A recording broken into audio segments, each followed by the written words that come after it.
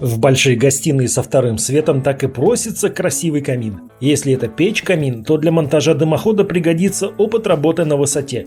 Камин устанавливается, определяется центр оси дымохода, формируется проходной короб, собирается дымоход, герметизируется кровля, наслаждаемся огнем.